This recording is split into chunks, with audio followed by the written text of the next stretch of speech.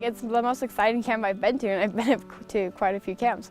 I wanted to be a computer programmer, but now all of the things that we've been shown, I'm gonna probably go home and probably look at different jobs now. We do a lot more stuff with vegetation and how important vegetation is in the role of a range environment, and I didn't really expect that. What about this? Oh, this thing. The oyster plant or goat's beard. Yep. Salsify.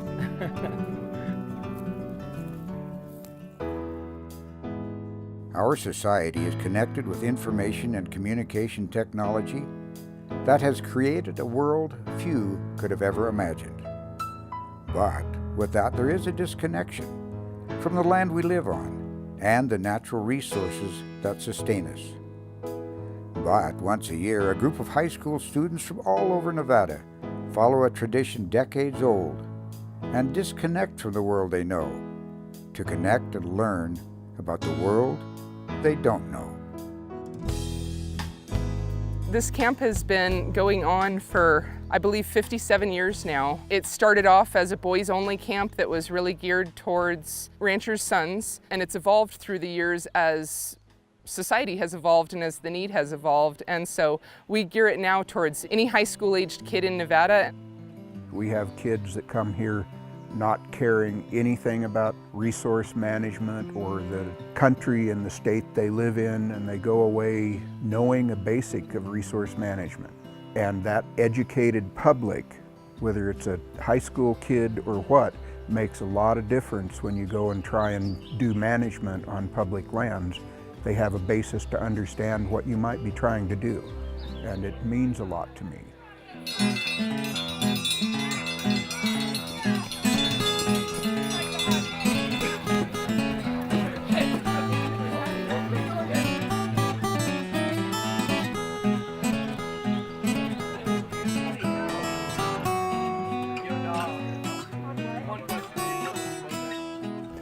Come out here a little bit.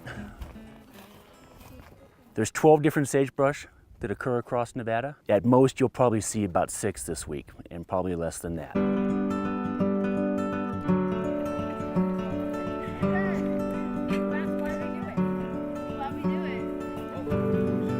Come on in. Smith Creek is a public lands ranch. We have 230,000 acres. So if you just visualize 20 miles long by 20 miles wide, that's about how big the ranch is. That is both BLM and private land.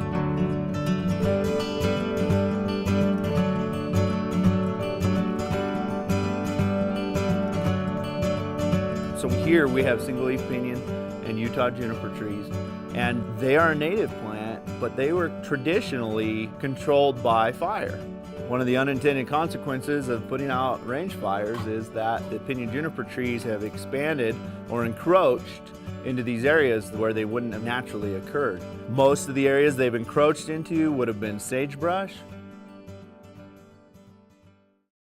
The problem is that these trees, they take over everything. So there's really no opportunity for any other plants to come up, especially when you sit back and you look at sage grouse populations. PJ is the perfect roosting place for different predatory birds. So right now, with so much emphasis on protecting the sage grouse, it's super important that we create an environment where they feel safe and they're not going to live in a PJ forest because there's a crow right there.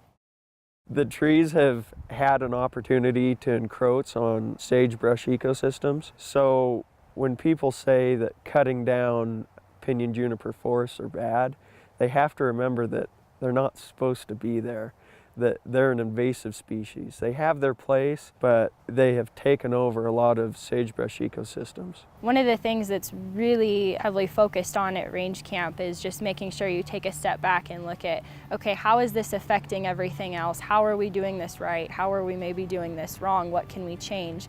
And I think that really puts a lot of those issues in perspective as far as especially when it comes to wild horses and wildfire, because immediately, you know, we want to just save all of the wild horses and stop all the wildfires, but sometimes you have to look and realize that that's not necessarily what an ecosystem needs. And I think Range Camp really illustrates that for students. I think this is a wonderful investment in our future generation.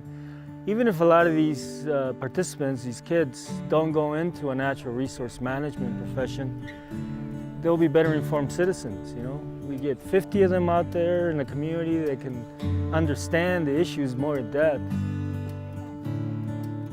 There's an appreciation, there's an understanding that things are not quite as simple as they thought they were. When they leave, they tend to see a lot more than when they came, the complexity of it, understanding the issues and so forth.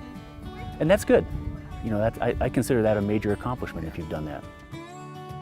You want to consider all these different facts, all these different concepts when you make these choices, when you make these decisions, because a bad decision can have consequences for an incredibly long time.